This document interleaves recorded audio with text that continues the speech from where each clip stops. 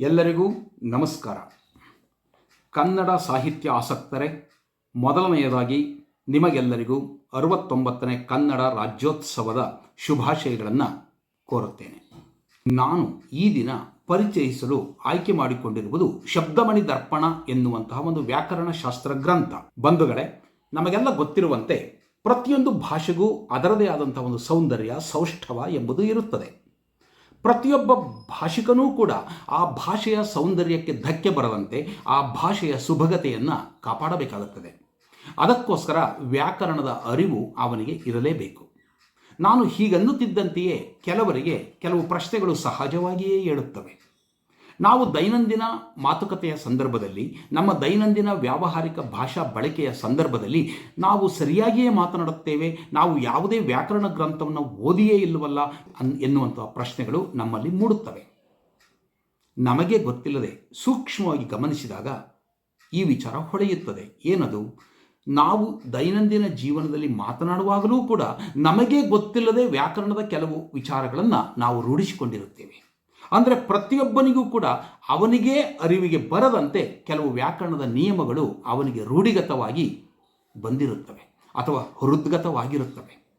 ಏಕೆಂದರೆ ಈಗ ಒಬ್ಬ ಓದಿಕೊಂಡಿರುವಂತಹ ಸುಶಿಕ್ಷಿತ ಬಳಸುವ ರೀತಿಯಲ್ಲಿಯೇ ಮತ್ತೊಬ್ಬ ಏನೂ ಓದದೇ ಇರುವಂತಹ ಒಬ್ಬ ಅನಕ್ಷರಸ್ಥನೂ ಕೂಡ ಸಂವಹನ ಮಾಡಬಲ್ಲ. ರಾಮನು ಕಾಡಿಗೆ ಹೋದನು ಎಂದು ಹೇಳುತ್ತಾನೆಯೇ ಹೊರತು ಒಬ್ಬ ಅನಕ್ಷರಸ್ಥನೂ ಕೂಡ ರಾಮನು ಕಾಡಿಗೆ ಹೋದಳು ಎಂದು ಹೇಳುವುದಿಲ್ಲ. ಮತ್ತು ವ್ಯಾಕರಣ ಗ್ರಂಥಗಳನ್ನು ಅಥವಾ ವ್ಯಾಕರಣ ಶಾಸ್ತ್ರ ಕೃತಿಗಳನ್ನು ನಾವು ಯಾಕಾದರೂ ಓದಬೇಕು? ವ್ಯಾಕರಣದ ಅಧ್ಯಯನ ಅಗತ್ಯ ಇದೆಯೇ, ಬೇಡವಲ್ಲವೇ? ಇಂತಹ ಪ್ರಶ್ನೆಗಳನ್ನು ಕೆಲವರು ಕೇಳುವುದು ಉಂಟು. ನಾನೀಗಾಗಲೇ ಹೇಳಿದಂತೆ ನಮ್ಮ ದೈನಂದಿನ ಜೀವನದಲ್ಲಿ ಭಾಷಾ ಬಳಕೆಯ ಸಂದರ್ಭದಲ್ಲಿ ಸಂವಹನ ಸುಲಭ ಸಾಧ್ಯವಾಗುತ್ತದೆ, ನಿಜ. ನಮ್ಮ ದೈನಂದಿನ ಭಾಷಾ ಬಳಕೆಯ ಸಂದರ್ಭಕ್ಕೆ ವ್ಯಾಕರಣದ ಅಧ್ಯಯನ ಅಗತ್ಯ ಇರುವುದಿಲ್ಲ. ಆದರೆ ಯಾವುದೇ ಒಂದು ಭಾಷೆಯ ಆಂತರಿಕ ನಿಯಮಗಳನ್ನು, ಭಾಷೆಗೆ ಸಂಬಂಧಪಟ್ಟ ಕಟ್ಟುಪಾಡುಗಳನ್ನು, ಅದರ ವಿಧಿವಿಧಾನಗಳನ್ನು ತಿಳಿದುಕೊಳ್ಳಬೇಕು ಎಂದಾಗ ನಮಗೆ ವ್ಯಾಕರಣ ಕೃತಿಗಳ ಅಧ್ಯಯನ ಬೇಕಾಗುತ್ತದೆ. ಈಗ ಉದಾಹರಣೆಗೆ ನಮಗೆ ಅಕ್ಷರಗಳ ಬಗೆಗೆ, ಪದ ಬಳಕೆಯ ಬಗೆಗೆ, ವಾಕ್ಯ ರಚನೆಯ ಬಗೆಗೆ ತಿಳುವಳಿಕೆ ಬೇಕು ಎಂದರೆ ನಾನು ವ್ಯಾಕರಣ ಶಾಸ್ತ್ರ ಗ್ರಂಥಗಳನ್ನು ಓದಬೇಕಾಗುತ್ತದೆ. ಆದರೆ ದೈನಂದಿನ ಭಾಷಾ ಬಳಕೆಗೆ, ನಮ್ಮ ದೈನಂದಿನ ಮಾತುಕತೆಗೆ ವ್ಯಾಕರಣದ ಗ್ರಂಥಗಳ ಅಧ್ಯಯನ ಅಗತ್ಯವಿಲ್ಲ, ನಿಜ. ಆದರೆ ಕನ್ನಡವನ್ನೇ ತೆಗೆದುಕೊಳ್ಳುವುದಾದರೆ ನಮ್ಮ ಕನ್ನಡದ ನಡುಗನ್ನಡ ಅಥವಾ ಹಳಗನ್ನಡದ ಕಾವ್ಯಗಳನ್ನು ಓದಬೇಕೆಂದಾಗ ಹಳಗನ್ನಡದ ಭಾಷಾ ಬಳಕೆ ಹೇಗಿತ್ತು ಎಂಬ ಬಗೆಗೆ ತಿಳಿದುಕೊಳ್ಳಬೇಕು ಎಂದಾದಾಗ ನಮಗೆ ಆ ಭಾಷಾ ಸಂದರ್ಭದ ವ್ಯಾಕರಣ ಕೃತಿಗಳ ಅಧ್ಯಯನ ಬೇಕು. ಶಬ್ದಮಣಿ ದರ್ಪಣ ಎನ್ನುವಂತಹ ವ್ಯಾಕರಣ ಶಾಸ್ತ್ರವನ್ನು ಕುರಿತು ಕೆಲವರು ಬೇರೆ ಬೇರೆ ರೀತಿಯಲ್ಲಿಯೇ ಮಾತನಾಡುವುದನ್ನು ನೀವು ಕೇಳಿರಬಹುದು. ಶಬ್ದಮಣಿ ದರ್ಪಣ ಎಂಬುದು ಹಳಗನ್ನಡ ಭಾಷೆಗೆ ಸಂಬಂಧಪಟ್ಟಂತಹ ಒಂದು ವ್ಯಾಕರಣ ಶಾಸ್ತ್ರ.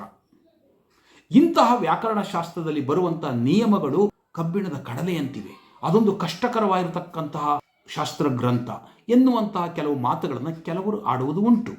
ಖಂಡಿತ ಇದು ತಪ್ಪು. ಶಬ್ದಮಣಿ ದರ್ಪಣ ಹಳಗನ್ನಡ ಸಂದರ್ಭದ ಭಾಷೆಗೆ ಹಿಡಿದ ಕನ್ನಡಿ. ಶಬ್ದಮಣಿ ದರ್ಪಣ ಎಂಬುದು ಹಳಗನ್ನಡ ಭಾಷಾ ಸಂದರ್ಭದಲ್ಲಿ ವಿರಚಿತವಾದ ಒಂದು ವ್ಯಾಕರಣ ಗ್ರಂಥ. ಅಂತಹ ಕೃತಿಯನ್ನು ಓದುವುದರಿಂದ ಹೊಸಗನ್ನಡದ ಸಂದರ್ಭದಲ್ಲಿ ನಮಗೆ ಏನು ಪ್ರಯೋಜನ ಇದೆ? ನಮ್ಮ ದೈನಂದಿನ ಭಾಷಾ ಬಳಕೆಗೆ ಶಬ್ದಮಣಿ ದರ್ಪಣದ ಅಧ್ಯಯನದ ಅಗತ್ಯ ಇದೆಯೇ ಎಂದು ಪ್ರಶ್ನಿಸುವುದನ್ನು ನೀವು ಕೇಳಿರಬಹುದು. ಬಂಧುಗಳೇ, ಶಬ್ದಮಣಿ ದರ್ಪಣದ ಅಧ್ಯಯನ ಬೇಕಾಗಿರುವುದು ಇವತ್ತಿನ ದೈನಂದಿನ ವ್ಯಾವಹಾರಿಕ ಸಂದರ್ಭದಲ್ಲಿ ಭಾಷಾ ಬಳಕೆಗಲ್ಲ. ನಮ್ಮ ಹಳಗನ್ನಡ ಮತ್ತು ನಡುಗನ್ನಡ ಕಾವ್ಯಗಳನ್ನು, ನಮ್ಮ ಪೂರ್ವದ ಹಳಗನ್ನಡದಲ್ಲಿ ಕಂಡುಬರುವಂತಹ ಭಾಷಾ ವಿಶಿಷ್ಟ ಪದಪ್ರಯೋಗಗಳನ್ನು ನಾವು ಅರ್ಥ ಮಾಡಿಕೊಳ್ಳಬೇಕೆಂದರೆ ನಮಗೆ ಶಬ್ದಮಣಿ ದರ್ಪಣವೆಂಬ ಈ ವ್ಯಾಕರಣ ಶಾಸ್ತ್ರದ ಅರಿವು ಅನಿವಾರ್ಯ. ನಮ್ಮದೇ ಆದಂತಹ ಕನ್ನಡದ ಕವಿಗಳ ಬಗೆಗೆ ತಿಳಿದುಕೊಳ್ಳಬೇಕು ಅಂದರೆ ನಮ್ಮ ಪಂಪ, ಪೊನ್ನ, ರನ್ನ, ನಾಗಚಂದ್ರ, ನಾಗವರ್ಮ, ಜನ್ನ ಇವರೆಲ್ಲರ ಕಾವ್ಯಗಳನ್ನು ಸುಲಭವಾಗಿ ಅರ್ಥ ಮಾಡಿಕೊಳ್ಳಬೇಕು ಎಂದರೆ ನಮಗೆ ಶಬ್ದಮಣಿ ದರ್ಪಣದ ಅರಿವು ಇರಬೇಕಾಗುತ್ತದೆ. ಆದುದರಿಂದಲೇ ಶಬ್ದಮಣಿ ದರ್ಪಣವೆಂಬ ಈ ವ್ಯಾಕರಣ ಗ್ರಂಥವನ್ನು ಇವತ್ತು ಪರಿಚಯಿಸಲಿಕ್ಕೆ ತೆಗೆದುಕೊಂಡಿದ್ದೇನೆ. ಬಂಧುಗಳೇ, ಶಬ್ದಮಣಿ ದರ್ಪಣ ಎಂಬ ಈ ಗ್ರಂಥ ಕ್ರಿಸ್ತಶಕ 1260 ಸುಮಾರಿನಲ್ಲಿ ರಚಿತವಾಗಿದೆ. ಇದು ಹಳೆಗನ್ನಡ ಮುಗಿದು ನಡುಗನ್ನಡ ಪ್ರಾರಂಭವಾಗುತ್ತಿದ್ದ ಸಂದರ್ಭದಲ್ಲಿ ಭಾಷೆಯಲ್ಲಿ ಕಂಡುಬರುವ ಬದಲಾವಣೆಗಳನ್ನು ಗಮನಿಸಿ ಆ ವೈಯಾಕರಣಿ ಒಂದು ಭಾಷೆಯ ಶುದ್ಧತೆಯನ್ನು ಕಾಪಾಡುವುದಕ್ಕಾಗಿಯೇ ಇಂತಹ ಒಂದು ವ್ಯಾಕರಣ ಗ್ರಂಥವನ್ನು ಬರೆದಿದ್ದಾನೆ. ಈ ಗ್ರಂಥ ನಮಗೆ ದೊರೆತು ಮೊಟ್ಟ ಮೊದಲು ಪ್ರಕಟವಾದದ್ದು 1868ರಲ್ಲಿ. ಪಾಶ್ಚಿಮಾತ್ಯ ವಿದ್ವಾಂಸನಾಗಿದ್ದ ಗ್ಯಾರೆಟ್ ಎನ್ನುವಾತ ತಾಳೆ ಓಲೆಗಳ ಅಂದರೆ ತಾಳೆಗರಿಗಳ ಮೇಲೆ ಇದ್ದಂತಹ ಈ ಶಬ್ದಮಣಿ ದರ್ಪಣದ ವಿಚಾರಗಳನ್ನು ಮೊಟ್ಟ ಮೊದಲ ಬಾರಿಗೆ ಸಂಗ್ರಹಿಸಿ ಸಂಪಾದಿಸಿ 1868ರಲ್ಲಿ ಈ ಕೃತಿಯನ್ನು ಪ್ರಕಟಿಸಿದ. ಅದಾದ ನಂತರ 4 ವರ್ಷಗಳಲ್ಲಿ 1872ರಲ್ಲಿ ಮತ್ತೊಬ್ಬ ಪಾಶ್ಚಾತ್ಯ ವಿದ್ವಾಂಸನೇ ಕಿಟ್ಟೆಲ್ ಎನ್ನುವಾತ ಈ ಕೃತಿಯನ್ನು ಸಂಪಾದಿಸಿ ಪ್ರಕಟಿಸಿದ. ಮುಂದೆ ನಮ್ಮ ಕನ್ನಡದವರೇ ಆದ ಕೆಲವು ವಿದ್ವಾಂಸರು DL ನರಸಿಂಹಾಚಾರ್ಯರು, DK ಭೀಮಸೇನರಾಯರು, ಪದ್ಮನಾಭ ಶರ್ಮಾ ಅವರು, TV ವೆಂಕಟಾಚಲ ಶಾಸ್ತ್ರಿಯವರು ಈ ಶಬ್ದಮಣಿ ದರ್ಪಣ ಎನ್ನುವ ಗ್ರಂಥವನ್ನು ಅಚ್ಚುಕಟ್ಟಾಗಿ ಶಾಸ್ತ್ರೀಯವಾಗಿ ಸಂಪಾದಿಸಿ ಪ್ರಕಟಿಸಿದ್ದಾರೆ. ನಾವು ಇವತ್ತು ಶಬ್ದಮಣಿ ದರ್ಪಣ ಎನ್ನುವ ಈ ಕೃತಿಯನ್ನು ಕುರಿತು ಪರಿಚಯ ಮಾಡಿಕೊಳ್ಳುವುದಾದರೆ, ಇದೊಂದು ಹಳೆಗನ್ನಡ ವ್ಯಾಕರಣ ಶಾಸ್ತ್ರ. ಇದಕ್ಕೂ ಪೂರ್ವದಲ್ಲಿ ನಮ್ಮಲ್ಲಿ ಹಳೆಗನ್ನಡದ ವ್ಯಾಕರಣ ಗ್ರಂಥಗಳು ಇದ್ದವಾದರೂ ಕೂಡ ಅವು ಯಾವುವೂ ಕೂಡ ಶಬ್ದಮಣಿ ದರ್ಪಣದಷ್ಟು ಪ್ರಸಿದ್ಧಿಯನ್ನು ಪಡೆಯಲಿಲ್ಲ. ಏಕೆಂದರೆ ಸಾಹಿತ್ಯವನ್ನು ಓದ್ತಕ್ಕಂತಹ ಸಹೃದಯ ಬಂಧುಗಳಾದ ನಿಮಗೆ ಗೊತ್ತೇ ಇರುತ್ತದೆ, ನಮ್ಮ ಕನ್ನಡದ ಮೊಟ್ಟ ಮೊದಲ ಕೃತಿ ಎಂದು ನಾವು ಹೇಳುವ ಕವಿರಾಜ ಮಾರ್ಗ ಕ್ರಿಸ್ತಶಕ 850ರಲ್ಲಿ ರಚಿತವಾದಂತಹ ಒಂದು ಅಲಂಕಾರ ಶಾಸ್ತ್ರ. ಆ ಅಲಂಕಾರ ಶಾಸ್ತ್ರದಲ್ಲಿ ಪ್ರಾಸಂಗಿಕವಾಗಿ ಕನ್ನಡ ವ್ಯಾಕರಣದ ಕೆಲವು ವಿಚಾರಗಳನ್ನು ಚರ್ಚಿಸಲಾಗಿದೆ. ಆದರೆ ಅದು ವ್ಯಾಕರಣವನ್ನು ಸಮಗ್ರವಾಗಿ ನಮಗೆ ನೀಡುವುದಿಲ್ಲ. ಕನ್ನಡ ವ್ಯಾಕರಣದ ಕೆಲವು ವಿಚಾರಗಳು ಮಾತ್ರ ಕವಿರಾಜ ಮಾರ್ಗದಲ್ಲಿ ಪ್ರಸ್ತಾಪಗೊಂಡಿವೆ. ಏಕೆಂದರೆ ಅದು ವ್ಯಾಕರಣ ಗ್ರಂಥ ಅಲ್ಲ, ಅದೊಂದು ಲಕ್ಷಣ ಗ್ರಂಥ. ಕ್ರಿಸ್ತಶಕ 1160ರ ಸುಮಾರಿನಲ್ಲಿದ್ದಂತಹ 2ನೇ ನಾಗವರ್ಮ ಕಾವ್ಯಾವಲೋಕನ ಎನ್ನುವಂತಹ ಒಂದು ಗ್ರಂಥವನ್ನು ಬರೆದಿದ್ದು, ಅದರಲ್ಲಿ 5 ಅಧಿಕರಣಗಳಿವೆ. ಅಧಿಕರಣ ಅಂದರೆ ಅಧ್ಯಾಯ. ಆ 5 ಅಧಿಕರಣಗಳಲ್ಲಿ ಮೊದಲನೆಯ ಅಧಿಕರಣದಲ್ಲಿ ಶಬ್ದ ಸ್ಮೃತಿ ಎಂಬ ಶೀರ್ಷಿಕೆಯನ್ನು ಕೊಟ್ಟು ಅಲ್ಲಿ ಕನ್ನಡದ ಕೆಲವು ವ್ಯಾಕರಣದ ವಿಚಾರಗಳನ್ನು ಆತ ಪ್ರಸ್ತಾಪಿಸುತ್ತಾನೆ. ಆದರೆ ಸಮಗ್ರವಾಗಿ ಕನ್ನಡದ ವ್ಯಾಕರಣ ಅಲ್ಲಿಯೂ ನಮಗೆ ದೊರೆಯುವುದಿಲ್ಲ. ಏಕೆಂದರೆ ಅದು ವ್ಯಾಕರಣ ಗ್ರಂಥ ಅಲ್ಲ, ಅದೊಂದು ಲಾಕ್ಷಣಿಕ ಗ್ರಂಥ. ಮುಂದೆ ಅದೇ 2ನೇ ನಾಗವರ್ಮ ಕರ್ನಾಟ ಭಾಷಾಭೂಷಣ ಎನ್ನುವಂಥ ಒಂದು ಕೃತಿಯನ್ನು ರಚಿಸಿ ಕನ್ನಡ ಸಮಗ್ರ ವ್ಯಾಕರಣವನ್ನು ಅದರಲ್ಲಿ ಹೇಳಿದ್ದಾನೆ, ಆದರೆ ಕನ್ನಡದಲ್ಲಿ ಹೇಳಿಲ್ಲ. ಕರ್ನಾಟ ಭಾಷಾಭೂಷಣ ಎನ್ನುವ ಕೃತಿ ಸಂಸ್ಕೃತದಲ್ಲಿ ರಚಿಸಿದ್ದಾನೆ. ಅಂದರೆ ಕನ್ನಡದ ವ್ಯಾಕರಣವನ್ನು ಸಂಸ್ಕೃತ ಭಾಷೆಯಲ್ಲಿ ನಿರೂಪಿಸಿರುವುದರಿಂದ ಆ ಕೃತಿಯೂ ಕೂಡ ಅಷ್ಟು ಪ್ರಸಿದ್ಧಿಗೆ ಬರಲಿಲ್ಲ. ಅಂದರೆ ಕವಿರಾಜ ಮಾರ್ಗದಲ್ಲಿಯೂ ಕನ್ನಡ ವ್ಯಾಕರಣದ ವಿಚಾರಗಳಿದ್ದವು. 2ನೇ ನಾಗವರ್ಮನೂ ಕೂಡ ಕನ್ನಡದ ವ್ಯಾಕರಣದ ವಿಚಾರಗಳನ್ನು ಚರ್ಚಿಸಿದ್ದಾನೆ, ಆದರೆ ಒಂದು ಕಡೆ ಸಮಗ್ರವಾಗಿ ಚರ್ಚಿಸಿಲ್ಲ, ಇನ್ನೊಂದು ಕಡೆ ಸಮಗ್ರವಾಗಿ ವಿವರಿಸಿದ್ದಾನೆ, ಕನ್ನಡದಲ್ಲಿ ಹೇಳಿಲ್ಲ. ಹೀಗಾಗಿ ಆ ಯಾವ ಕೃತಿಗಳು ಕೂಡ ಅಷ್ಟು ಪ್ರಸಿದ್ಧಿಗೆ ಬರಲಿಲ್ಲ. ಮುಂದೆ 1260ರ ಸುಮಾರಿನಲ್ಲಿ ರಚಿತವಾದ ಶಬ್ದಮಣಿ ದರ್ಪಣ ಎಂಬುದೇ ನಮ್ಮ ಕನ್ನಡ ವ್ಯಾಕರಣ ಶಾಸ್ತ್ರ ಪರಂಪರೆಯಲ್ಲಿ ಒಂದು ಮೈಲಿಗಲ್ಲು ಎಂಬಂತೆ ಪ್ರಸಿದ್ಧಿಯನ್ನು ಪಡೆಯಿತು. ಹೌದು ಬಂಧುಗಳೇ, ಶಬ್ದಮಣಿ ದರ್ಪಣ ರಚಿತವಾದದ್ದು ಕ್ರಿಸ್ತಶಕ 1260ರಲ್ಲಿ. ಕೇಶಿರಾಜ ಎಂಬ ಒಬ್ಬ ಜೈನ ಧರ್ಮದ ವೈಯಾಕರಣಿ ಈ ವ್ಯಾಕರಣ ಗ್ರಂಥವನ್ನು ಬರೆದ. ಅವನ ಪರಿಚಯ ಮಾಡುವುದಾದರೆ, ಆತನೇ ತನ್ನ ಶಬ್ದಮಣಿ ದರ್ಪಣ ಎಂಬಂಥ ಈ ಕೃತಿಯ ಪ್ರಾರಂಭದಲ್ಲಿ ಹೇಳಿಕೊಂಡಿರುವ ತನ್ನ ಸ್ವಂತ ವಿಚಾರಗಳನ್ನು ಆಧಾರವಾಗಿಟ್ಟುಕೊಂಡು ನಾನು ಅವನ ಬಗೆಗೆ ಒಂದೆರಡು ಮಾತುಗಳನ್ನು ಹೇಳಬಹುದು. ಕೇಶಿರಾಜ ಎಂಬ ಈ ವ್ಯಕ್ತಿ ಜೈನ ಧರ್ಮೀಯನಾಗಿದ್ದು, ಶಬ್ದಮಣಿ ದರ್ಪಣ ಎಂಬ ಈ ವ್ಯಾಕರಣ ಗ್ರಂಥವನ್ನಲ್ಲದೆ ಕೆಲವು ಕಾವ್ಯಗಳನ್ನೂ ಬರೆದಿರುವುದಾಗಿ ಹೇಳಿಕೊಂಡಿದ್ದಾನೆ. ಶ್ರೀಚಿತ್ರಮಾಲೆ, ಚೋಳ ಪಾಲಕ ಚರಿತೆ, ಸುಭದ್ರಾ ಹರಣ, ಪ್ರಬೋಧಚಂದ್ರ ಮತ್ತು ಕಿರಾತಂ ಎನ್ನುವಂಥ ಕಾವ್ಯಗಳನ್ನು ತಾನು ಬರೆದುಕೊಂಡಿರುವುದಾಗಿ ಹೇಳಿದ್ದಾನೆ. ಶಬ್ದಮಣಿ ದರ್ಪಣ ಎಂಬ ಒಂದು ಕೃತಿಯನ್ನು ಬಿಟ್ಟು ಅವನ ಯಾವ 5 ಕೃತಿಗಳು ಕೂಡ ಲಭಿಸಿಲ್ಲ. ಕೇಶಿರಾಜನು ದ್ವಾರಸಮುದ್ರದ ಹೊಯ್ಸಳರ ಆಸ್ಥಾನದಲ್ಲಿ ಗುರುಗಳಾಗಿದ್ದ ಕವಿ ಸುಮನೋಬಾಣ ಎನ್ನುವವರ ಮಗಳ ಮಗ ತಾನು ಎಂಬುದಾಗಿ ಹೇಳಿಕೊಂಡಿದ್ದಾನೆ. ಯಾದವ ಕಟಕಾಚಾರ್ಯನ್ ಎಸೆವ ಕವಿ ಸುಮನೋಬಾಣನ ದೌಹಿತ್ರನ್ ಎಂಬುದಾಗಿ ತನ್ನ ಪ್ರಾರಂಭದ ಪದ್ಯವೊಂದರಲ್ಲಿ ಆತ ಪ್ರಸ್ತಾಪಿಸುತ್ತಾನೆ. ಅಂದರೆ ಯದುಕುಲದ ಕ್ಷತ್ರಿಯರಾದ ದ್ವಾರಸಮುದ್ರದ ಹೊಯ್ಸಳರ ಆಸ್ಥಾನದಲ್ಲಿದ್ದಂತಹ ಕವಿ ಸುಮನೋಬಾಣ ಎನ್ನುವವನ ಮೊಮ್ಮಗ ದೌಹಿತ್ರ ಅಂದರೆ ಮಗಳ ಮಗ ತಾನು ಎಂಬುದಾಗಿ ಆತ ಹೇಳಿಕೊಂಡಿದ್ದಾನೆ. ಅಷ್ಟೇ ಅಲ್ಲ, ಯೋಗಿ ಪ್ರವರ ಚಿದಾನಂದ ಮಲ್ಲಿಕಾರ್ಜುನನ ಸುತನ್ ಎಂಬುದಾಗಿಯೂ ಹೇಳಿದ್ದಾನೆ.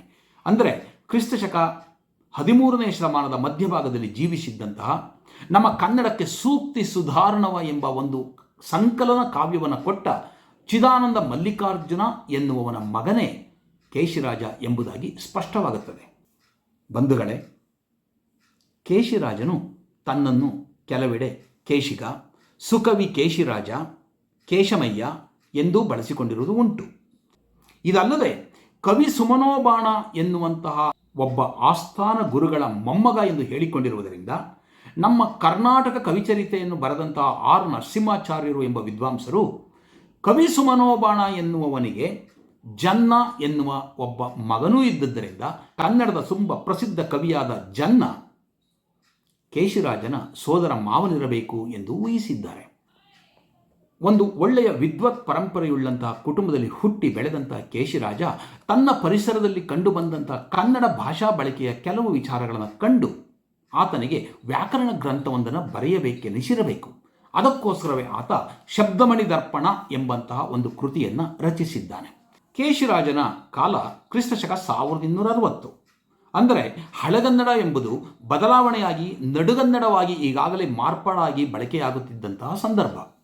ಹಾಗಾಗಿ ಭಾಷೆಯಲ್ಲಿ ಸಾಕಷ್ಟು ಬದಲಾವಣೆಗಳು ಕಂಡುಬರುತ್ತಿದ್ದವು. ಇಂತಹ ಭಾಷಾ ಬದಲಾವಣೆಯ ಸಂದರ್ಭದಲ್ಲಿ ಆಗಿರಬಹುದಾದಂತಹ ಕೆಲವು ದೋಷಗಳನ್ನು ಕಂಡಾಗ ಕೇಶಿರಾಜನಿಗೆ ಬೇಸರ ಉಂಟಾಗಿ ಅಂತಹ ದೋಷಗಳನ್ನು ಹೋಗಲಾಡಿಸಿ ಭಾಷೆಯನ್ನು ಸರಿಯಾದ ರೀತಿಯಲ್ಲಿ ಬಳಸುವ ನಿಟ್ಟಿನಲ್ಲಿ ಏನಾದರೂ ಮಾಡಬೇಕು ಎನ್ನುವಂಥ ಆಲೋಚನೆ ಬಂದು ಇಂತಹ ಶಬ್ದಮಣಿ ದರ್ಪಣವೆನ್ನುವ ಒಂದು ವ್ಯಾಕರಣ ಗ್ರಂಥವನ್ನು ಆತ ಬರೆದಿರಬಹುದು. ಏಕೆಂದರೆ ಶಬ್ದಮಣಿ ದರ್ಪಣದಲ್ಲಿ ತನಗಿಂತ ಪೂರ್ವದಲ್ಲಿ ಆಗಿ ಹೋದಂತಹ ಸುಮಾರು 3 ಶತಮಾನಗಳಲ್ಲಿ ಕಂಡುಬರುವಂತಹ ಕನ್ನಡದ ಕವಿಗಳ ಕಾವ್ಯದ ಪ್ರಯೋಗಗಳನ್ನು ಈ ಶಬ್ದಮಣಿ ದರ್ಪಣದಲ್ಲಿ ಕೇಶಿರಾಜ ಕೊಟ್ಟಿದ್ದಾನೆ. ತಾನು ಯಾವ ವ್ಯಾಕರಣದ ವಿಚಾರಗಳನ್ನು ಹೇಳಲಿಕ್ಕೆ ಹೊರಟಿದ್ದಾನೋ ಅಂತಹ ಕೆಲವು ವಿಚಾರಗಳನ್ನು ಪ್ರತಿಪಾದಿಸಿದಾಗ ಅದಕ್ಕೆ ಸೂಕ್ತವಾದ ಪ್ರಯೋಗಗಳನ್ನು ಕೇಶಿರಾಜ ಕೊಡುತ್ತಾನೆ. ಪ್ರಯೋಗ ಶರಣಃ ವೈಯಾಕರಣಿ ಎಂಬ ಒಂದು ಮಾತಿದೆ. ಯಾವುದೇ ಒಂದು ವ್ಯಾಕರಣದ ವಿಚಾರವನ್ನು ವಿವರಣೆಗಿಂತ ಉದಾಹರಣೆ ಕೊಟ್ಟಾಗಲೇ ಅದು ಸ್ಪಷ್ಟವಾಗುತ್ತದೆ ಎಂಬುದನ್ನು ಕೇಶಿರಾಜ ಅರಿತಿದ್ದ.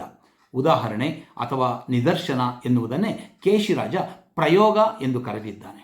ತಾನು ಯಾವ ವ್ಯಾಕರಣದ ವಿಚಾರವನ್ನು ಮಂಡಿಸುತ್ತಾನೋ ಅಥವಾ ಪ್ರತಿಪಾದಿಸುತ್ತಾನೋ ಅದಕ್ಕೆ ತಕ್ಕಂತಹ ಸೂಕ್ತವಾದ ಪ್ರಯೋಗವನ್ನು ಆತ ಹಿಂದಿನ ಕವಿಗಳ ಕಾವ್ಯಗಳಿಂದ ಆಯ್ದು ಕೊಟ್ಟಿದ್ದಾನೆ. ಆತನೇ ಹೇಳಿಕೊಂಡಿರುವಂತೆ ಗಜಗನ, ಗುಣನಂದಿಯ, ಮನಸಿಜನ, ಅಸಗನ, ಚಂದ್ರಭಟ್ಟ, ಗುಣವರ್ಮ, ಪಂಪನ, ಪೊನ್ನನ, ಶ್ರೀವಿಜಯನ, ಸುಜನೋತ್ತಂಸನ ಸುಮಾರ್ಗವು ಇದರೊಳೆ ಲಕ್ಷ್ಯಂ ಎಂದು ಹೇಳಿಕೊಳ್ಳುತ್ತಾನೆ.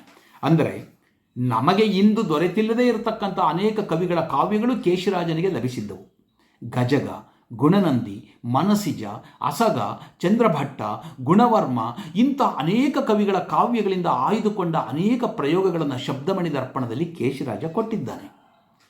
ಪಂಪ, ಪೊನ್ನ, ಸುಜನೋತ್ತಂಸ ಈ ಕವಿಗಳ ಕಾವ್ಯಗಳೇನೋ ನಮಗೆ ದೊರೆಯುತ್ತವೆ. ಉಳಿದ ಕೆಲವು ಕವಿಗಳ ಕಾವ್ಯಗಳು ನಮಗೆ ದೊರೆತಿಲ್ಲ. ಇರಲಿ ಬಂಧುಗಳೇ, ಶಬ್ದಮಣಿ ದರ್ಪಣ ಎಂಬುದು ಒಂದು ಹಳೆಗನ್ನಡ ವ್ಯಾಕರಣ ಗ್ರಂಥ. ಇದರಲ್ಲಿ 342 ಪದ್ಯಗಳು ಕಂಡುಬರುತ್ತವೆ. ತಾನು ಹೇಳಬೇಕಾದಂತಹ ವಿಚಾರಗಳನ್ನು ಕೇಶಿರಾಜ ಕಂದ ಪದ್ಯಗಳಲ್ಲಿ ವಿವರಿಸಿದ್ದಾನೆ. ಕಂದ ಪದ್ಯಗಳಲ್ಲಿ ಹೇಳಿದಂತಹ ಆ ವಿಚಾರಗಳನ್ನು ಆತ ಸೂತ್ರ ಎಂದು ಕರೆಯುತ್ತಾನೆ.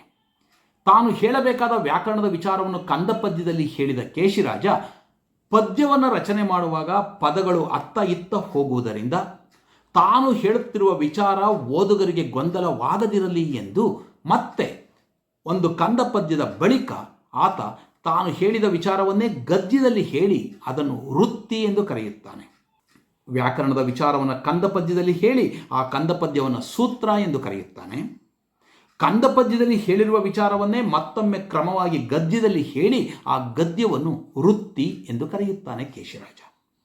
ಈಗಾಗಲೇ ನಾನು ಹೇಳಿದಂತೆ 341 ಕಂದ ಪದ್ಯಗಳು, 1 ವೃತ್ತ, ಒಟ್ಟು 342 ಪದ್ಯಗಳು ಈ ಕೇಶಿರಾಜನ ಶಬ್ದಮಣಿ ದರ್ಪಣದಲ್ಲಿ ಕಂಡುಬರುತ್ತವೆ. ಬಂಧುಗಳೇ, ಕೇಶಿರಾಜ ತನ್ನ ಕೃತಿಯ ಪ್ರಾರಂಭದಲ್ಲಿ ಶಬ್ದ ಅಧಿದೇವತೆಯಾದ, ಭಾಷಾ ಅಧಿದೇವತೆಯಾದ ಸರಸ್ವತಿಯನ್ನು ಪ್ರಾರ್ಥಿಸಿಕೊಳ್ಳುತ್ತಾನೆ. ಏಕೆಂದರೆ ತಾನು ಬರೆಯುತ್ತಿರುವುದು ವ್ಯಾಕರಣಶಾಸ್ತ್ರ ಗ್ರಂಥವಾಗಿರುವುದರಿಂದ ಔಚಿತ್ಯಪೂರ್ಣವಾಗಿ ಅರ್ಥಪೂರ್ಣವಾದ ಒಂದು ಪದ್ಯವನ್ನು ಆತ ಪ್ರಾರಂಭದ ಪದ್ಯವಾಗಿ ಅಂದರೆ ಮಂಗಳ ಪದ್ಯವಾಗಿ ತಂದಿದ್ದಾನೆ. ಶ್ರೀ ವಾಗ್ದೇವಿಗೆ ಶಬ್ದದಿನ್ ಆವಾವ ಇಂದ್ರಿಯದ ವಿಷಯಮಂ ಶ್ರೋತ್ರದೊಳು ಉದ್ಭಾವಿಪ ನಿರ್ಮಳ ಮೂರ್ತಿಗೆ ಇಳಾ ವಂದ್ಯೆಗೆ ಶಾಸ್ತ್ರ ಮುಖದೊಳು ಅವನತನ ಪೆಂ ಎಂಬುದಾಗಿ ಸರಸ್ವತಿಯನ್ನು ಪ್ರಾರ್ಥಿಸಿಕೊಳ್ಳುತ್ತಾನೆ ಕೇಶರಾಜ. ಈ ಪದ್ಯದಲ್ಲಿ ಸರಸ್ವತಿಯನ್ನು ಪ್ರಾರ್ಥಿಸಿಕೊಳ್ಳುವಾಗಲೂ ಕೂಡ ಅವಳನ್ನು ಶಬ್ದಾದಿ ದೇವತೆ ವಾಗ್ದೇವಿ ಎಂದು ಕರೆಯುವುದಲ್ಲದೆ ನಮ್ಮ ಎಲ್ಲ ಇಂದ್ರಿಯಗಳ ವಿಷಯಗಳನ್ನೂ ಕೂಡ ಕೇವಲ ಶಬ್ದದ ಮೂಲಕವೇ ನಮ್ಮಲ್ಲಿ ಉಂಟು ಮಾಡುವಂತಹ ಶಕ್ತಿಯುಳ್ಳ, ಇಳೆಯ ಎಲ್ಲರಿಂದಲೂ ವಂದಿಸಲ್ಪಡುವ ನಿರ್ಮಲ ಮೂರ್ತಿಯಾದ ವಾಗ್ದೇವಿಗೆ ಈ ಶಾಸ್ತ್ರ ಮುಖದೊಳು ಅಂದರೆ ಶಾಸ್ತ್ರದ ಪ್ರಾರಂಭದಲ್ಲಿಯೇ ನಾನು ಅವನತನ ಪೆಂ ನಮಸ್ಕರಿಸುತ್ತಿದ್ದೇನೆ ಎಂಬುದಾಗಿ ಹೇಳುತ್ತಾನೆ. ಬಂಧುಗಳೇ, ಸ್ವಲ್ಪ ಗಮನಿಸಬೇಕು. ಪಂಚೇಂದ್ರಿಯಗಳಿಗೆ ಸಂಬಂಧಪಟ್ಟಂಥ ವಿಷಯಗಳು ಯಾವ್ಯಾವಿವೆಯೋ, ಕಣ್ಣು, ಕಿವಿ, ಮೂಗು, ನಾಲಿಗೆ, ಚರ್ಮ ಅಂತ ಏನು ಹೇಳ್ತೀವಿ, ಇವುಗಳಿಗೆ ಸಂಬಂಧಪಟ್ಟಂತಹ ರುಚಿ, ಗಂಧ, ನೋಟ, ಸ್ಪರ್ಶ, ಈ ವಿಷಯಗಳಿವೆಲ್ಲ, ಇವೆಲ್ಲವನ್ನೂ ಕೂಡ ಶಬ್ದದ ಮೂಲಕವೇ ನಮ್ಮಲ್ಲಿ ಒಂದು ಅನುಭವವನ್ನು ಉಂಟು ಮಾಡುವಂತಹ ಶಕ್ತಿ ಶಬ್ದಾದಿ ದೇವತೆಯಾದ ಸರಸ್ವತಿಗೆ ಉಂಟು. ಅಂತಹ ಶ್ರೀ ವಾಗ್ದೇವಿಗೆ, ನಿರ್ಮಲ ಮೂರ್ತಿಗೆ ಅಂದರೆ ಶುಭ್ರ ವಸ್ತ್ರಾನ್ವಿತಳಾದಂತಹ ಸರಸ್ವತಿಗೆ, ಶಾಸ್ತ್ರ ಮುಖದೊಳ್ ಅಂದರೆ ಈ ಶಬ್ದಮಣಿ ದರ್ಪಣದ ಪ್ರಾರಂಭದಲ್ಲಿಯೇ ನಾನು ನಮಸ್ಕರಿಸುತ್ತಿದ್ದೇನೆ ಎಂದು ಹೇಳುವ ಕೇಶಿರಾಜ ಅನೇಕ ಲಾಕ್ಷಣಿಕರು ನೀನು ಇಂತಹ ಒಂದು ಗ್ರಂಥವನ್ನು ಹೇಳು ಎಂದು ಒತ್ತಾಯ ಮಾಡಿದ್ದರಿಂದ ತಾನು ಈ ಗ್ರಂಥವನ್ನು ಬರೆದೆ ಎಂದು ಹೇಳಿಕೊಳ್ಳುತ್ತಾನೆ. ಈ ಶಬ್ದಮಣಿ ದರ್ಪಣದಲ್ಲಿ ನಾವು ಯಾವುದನ್ನು ಇವತ್ತು ಭಾಗ ಎಂಬ ಅರ್ಥದಲ್ಲಿ ಅಧ್ಯಾಯ ಎಂಬ ಪದ ಬಳಸುತ್ತೇವೆಯೋ ಆತ ಪ್ರಕರಣ ಎಂದು ಕರೆಯುತ್ತಾನೆ. ಈ ಶಬ್ದಮಣಿ ದರ್ಪಣದಲ್ಲಿ ಒಟ್ಟು 10 ಪ್ರಕರಣಗಳು ಕಂಡುಬರುತ್ತವೆ. ವ್ಯಾಕರಣದ ದೃಷ್ಟಿಯಿಂದ 8 ಪ್ರಕರಣಗಳು ಮುಖ್ಯವಾಗುತ್ತವೆ. ಮೊದಲನೆಯ ಪ್ರಕರಣದಲ್ಲಿ ಪೀಠಿಕಾ ಪ್ರಕರಣ ತನ್ನ ವೈಯಕ್ತಿಕ ವಿಚಾರಗಳನ್ನು ಕೇಶಿರಾಜ ಹೇಳಿಕೊಂಡಿದ್ದಾನೆ. ಎರಡನೆಯ ಭಾಗದಲ್ಲಿ ಅದರ ಸಂಜ್ಞಾ ಪ್ರಕರಣ ಎಂದು ಹೇಳಿ ಅಕ್ಷರ ಅಥವಾ ವರ್ಣಮಾಲೆಗೆ ಸಂಬಂಧಪಟ್ಟ ವಿಚಾರಗಳನ್ನು ತಿಳಿಸುತ್ತಾನೆ. ಮುಂದಿನಿಂದ 8 ಪ್ರಕರಣಗಳು ವ್ಯಾಕರಣದ ದೃಷ್ಟಿಯಿಂದ ಪ್ರಧಾನವೆನಿಸುತ್ತವೆ. ಸಂಧಿ ಪ್ರಕರಣ, ನಾಮ ಪ್ರಕರಣ, ಸಮಾಸ ಪ್ರಕರಣ, ತದ್ದಿತ ಪ್ರಕರಣ, ಆಖ್ಯಾತ ಪ್ರಕರಣ, ಧಾತು ಪ್ರಕರಣ, ಅಪಭ್ರಂಶ ಪ್ರಕರಣ, ಅವ್ಯಯ ಪ್ರಕರಣ. ಒಟ್ಟು 8 ಪ್ರಕರಣಗಳು ನಮಗೆ ವ್ಯಾಕರಣದ ದೃಷ್ಟಿಯಿಂದ ತುಂಬ ಪ್ರಮುಖವಾಗುತ್ತವೆ. ಪ್ರತಿಯೊಂದು ಪ್ರಕರಣದಲ್ಲಿಯೂ ಕೂಡ ಅಂದರೆ ಉದಾಹರಣೆಗೆ ಸಂಧಿ ಪ್ರಕರಣ ಎಂದಾಗ ಕನ್ನಡದ ಸಂಧಿಗಳ ಬಗೆಗೆ ಸವಿವರವಾಗಿ ಕೇಶಿರಾಜ ಪರಿಚಯಿಸುತ್ತಾನೆ. ಕನ್ನಡದ ಸಂಧಿಗಳಿಗೆ ಉದಾಹರಣೆಗಳನ್ನು ಕೊಡುವಾಗಲೂ ಕೂಡ ಈಗಾಗಲೇ ಹೇಳಿದಂತೆ ಗಜಗನ ಗುಣನಂದಿಯ ಅಂದರೆ ಮೊದಲಿನ ಕವಿಗಳ ಕಾವ್ಯಗಳಿಂದ ಆಯ್ದುಕೊಂಡ ಪದಗಳನ್ನು ಅಲ್ಲಿ ಉದಾಹರಿಸುತ್ತಾನೆ. ಅಂತಹ ಪ್ರಯೋಗಗಳನ್ನು ಕೊಡುವುದರೊಂದಿಗೆ ತಾನು ಹೇಳುತ್ತಿರುವ ವಿಚಾರಗಳನ್ನು ಸಮರ್ಥಿಸಿಕೊಳ್ಳುತ್ತಾನೆ ಕೇಶಿರಾಜ. ಸಮಾಸ ಪ್ರಕರಣಕ್ಕೆ ಬಂದಾಗ ತದ್ದಿತ, ಆಖ್ಯಾತ ಎಲ್ಲ ಪ್ರಕರಣಗಳಲ್ಲೂ ಕೂಡ ಆತ ಬಹಳ ಸ್ವಾರಸ್ಯಕರವಾದ ಪ್ರಯೋಗಗಳನ್ನು ಕೊಡುವುದರೊಂದಿಗೆ ಶಬ್ದಮಣಿ ದರ್ಪಣ ಎಂಬ ವ್ಯಾಕರಣ ಶಾಸ್ತ್ರ ಎಲ್ಲಿಯೂ ನೀರಸವೆನಿಸದಂತೆ ರಸವತ್ತಾಗಿದೆ ಎನ್ನುವಂತಹ ಕೆಲವು ಉದಾಹರಣೆಗಳನ್ನು ಕೊಡುತ್ತಾನೆ. ಏಕೆಂದರೆ ಆತ ಒಬ್ಬ ಒಳ್ಳೆಯ ಕವಿಯೂ ಆಗಿದ್ದಿರಬೇಕು. ನಾನೀಗಾಗಲೇ ಹೇಳಿದಂತೆ 5 ಕಾವ್ಯಗಳನ್ನು ಕೇಶಿರಾಜ ಬರೆದಿರುವುದಾಗಿಯೂ ಹೇಳಿಕೊಂಡಿದ್ದಾನೆ. ಶಬ್ದಮಣಿ ದರ್ಪಣ ಎಂಬುದು ಆತನೇ ಹೇಳಿಕೊಂಡಿರುವಂತೆ ಸರಸ್ವತಿಗೆ 2ನೆಯ ವೀಣೆಯಂತೆ, ಲಕ್ಷ್ಮಿಗೆ ತನ್ನ ಮುಖವನ್ನು ನೋಡಿಕೊಳ್ಳುವಂತಹ ಒಂದು ಕೈಗನ್ನಡಿಯಂತೆ. ಅಷ್ಟು ಆತ್ಮವಿಶ್ವಾಸದಿಂದ ತನ್ನ ಕೃತಿಯ ಬಗೆಗೆ ಕೇಶಿರಾಜ ಹೇಳಿಕೊಂಡಿದ್ದಾನೆ. ಸಿರಿಗೆ ಈಕ್ಷಿಪ ರಸಚಿತ್ರಂ, ಸರಸ್ವತಿಗೆ 2ನೆಯ ವೀಣೆ ಎಂಬುದಾಗಿ ಶಬ್ದಮಣಿ ದರ್ಪಣದ ಬಗ್ಗೆ ಬಹಳ ಆತ್ಮಪ್ರತ್ಯಯದಿಂದ ಹೇಳಿಕೊಳ್ಳುತ್ತಾನೆ. ಅಷ್ಟೇ ವಿನೀತನಾಗಿ ತನ್ನ ಶಬ್ದಮಣಿ ದರ್ಪಣದಲ್ಲಿ ಏನಾದರೂ ದೋಷಗಳು ಬಂದಿದ್ದರೆ ವಿದ್ವಾಂಸರಾದವರು ದಯವಿಟ್ಟು ಪ್ರೀತಿಯಿಂದ ತಿದ್ದಿರಿ, ಇದು ಗುಣದಿಂದಲೇ ಕೂಡಿದ್ದರೆ, ದೋಷ ವಿದೂರವಾಗಿದ್ದರೆ ದಯವಿಟ್ಟು ಇದನ್ನು ಮೆಚ್ಚಿ ಒಪ್ಪಿಕೊಳ್ಳಿ ಎಂಬುದಾಗಿಯೂ ಕೂಡ ತನ್ನ ಶಬ್ದಮಣಿ ದರ್ಪಣದಲ್ಲಿ ಹೇಳಿಕೊಳ್ಳುತ್ತಾನೆ. ಅವಧರಿಪುದು ವಿಬುಧರ್ ದೋಷವು ಇದರೊಳ್ ಏನಾನೂ ಉಳ್ಳೊಡಂ ಪ್ರಿಯದಿಂ ತಿರ್ದುವುದು, ಗುಣಯುಕ್ತಮುಂ ದೋಷ ವಿದೂರಮುಂ ಆಗೆ ಮೆಚ್ಚಿ ಕೈಕೊಳ್ಳುವುದಿದಂ. ಎಷ್ಟು ಸರಳವಾಗಿ ಹೇಳುತ್ತಾನೆ. ಹೀಗಿರುವಾಗ ಶಬ್ದಮಣಿ ದರ್ಪಣದಲ್ಲಿ ಬರುವಂತಹ ನಿಯಮಗಳು ಕಬ್ಬಿಣದ ಕಡಲೆಗಳು ಎನ್ನುವುದು ಎಷ್ಟು ತಪ್ಪು ಅಲ್ಲವೇ? ಶಬ್ದಮಣಿ ದರ್ಪಣವನ್ನು ಓದುವುದರಿಂದ ನಾವು ನಮ್ಮ ಪಂಪ, ಪೊನ್ನ, ರನ್ನ, ಜನ್ನ ಈ ಎಲ್ಲ ಕವಿಗಳನ್ನು ಸುಲಭವಾಗಿ ಗ್ರಹಿಸುವುದಕ್ಕೆ, ಸುಲಭ ಗ್ರಾಹ್ಯ ಮಾಡಿಕೊಳ್ಳುವುದಕ್ಕೆ ಸಾಧ್ಯವಿದೆ. ಅದಕ್ಕೋಸ್ಕರವೇ ಕನ್ನಡದ ವಿದ್ಯಾರ್ಥಿಗಳು, ಕನ್ನಡ ಅಧ್ಯಾಪಕರು ಶಬ್ದಮಣಿ ದರ್ಪಣವನ್ನು ಇಷ್ಟಪಟ್ಟು ಓದುವುದರಿಂದ ನಮ್ಮ ಹಳೆಗನ್ನಡ, ನಡುಗನ್ನಡ ಕಾವ್ಯಗಳನ್ನು ನಾವು ನಮ್ಮವಾಗಿಸಿಕೊಳ್ಳುವುದಕ್ಕೆ ಸುಲಭ ಸಾಧ್ಯ. ಅದನ್ನು ಬಿಟ್ಟು ಶಬ್ದಮಣಿ ದರ್ಪಣ ಕಷ್ಟ ಕಷ್ಟ ಎಂದು ಭಾವಿಸಿಬಿಟ್ರೆ ಅದು ಕನ್ನಡ ಕಾವ್ಯಗಳನ್ನು ಓದುವುದಕ್ಕೆ ಕಷ್ಟವಾಗಿ ಬಿಡುತ್ತದೆ. ಇಲ್ಲಿ ಬರ್ತಕ್ಕಂಥ ಸಂಧಿ ಪ್ರಕರಣ, ಸಮಾಸ ಪ್ರಕರಣ, ತದ್ದಿತ ಪ್ರಕರಣ ಇವುಗಳಲ್ಲಿ ಎಷ್ಟು ಸರಳವಾಗಿ ಹೇಳುತ್ತಾನೆ. ಸಂಸ್ಕೃತ ವರ್ಣಮಾಲೆಯನ್ನು ಹೇಳುತ್ತಲೇ ಕನ್ನಡ ವರ್ಣಮಾಲೆಯಲ್ಲಿ ಇರತಕ್ಕಂಥ ಅಕ್ಷರಗಳನ್ನು ಕುರಿತು ಸ್ವಾರಸ್ಯಕರವಾಗಿ ಚಿತ್ರಿಸುತ್ತಾನೆ ಕೇಶಿರಾಜ. 47 ಅಕ್ಷರಗಳು ಅಚ್ಚ ಕನ್ನಡದ ಅಕ್ಷರಗಳು ಎಂದು ಹೇಳುತ್ತಾನೆ. ಯೋಗವಾಹಗಳ ಬಗ್ಗೆ, ವರ್ಗೀಯ ಮತ್ತು ಅವರ್ಗೀಯ ವ್ಯಂಜನಗಳ ಬಗ್ಗೆ, ಅಲ್ಪಪ್ರಾಣ ಮಹಾಪ್ರಾಣಗಳ ಬಗೆಗೆ ತುಂಬ ಸ್ವಾರಸ್ಯಕರವಾದಂತಹ ಪ್ರಯೋಗಗಳನ್ನು ಕೊಡುತ್ತಲೇ ಕೇಶಿರಾಜ ವ್ಯಾಕರಣ ವಿಚಾರಗಳನ್ನು ಪರಿಚಯಿಸುತ್ತಾನೆ. ನಾನೀಗಾಗಲೇ ಹೇಳಿದಂತೆ ಸಮಾಸಗಳಲ್ಲಿ ಬರುವಂಥ ವಿಧಗಳ ಬಗೆಗೆ ತತ್ಪುರುಷ ಸಮಾಸ, ಕರ್ಮಧಾರೆಯ ಸಮಾಸ, ದ್ವಿಗು, ದ್ವಂದ್ವ, ಬಹುರಿ, ಅಂಶಿ ಸಮಾಸ ಇವೆಲ್ಲವುಗಳನ್ನು ಹೇಳುತ್ತಲೇ ಕನ್ನಡದಲ್ಲಿ ಯಾರೂ ಹೇಳದೇ ಇರುವಂತಹ ಗಮಕ ಸಮಾಸದ ಬಗೆಗೆ ಪ್ರಸ್ತಾಪಿಸುತ್ತಾನೆ.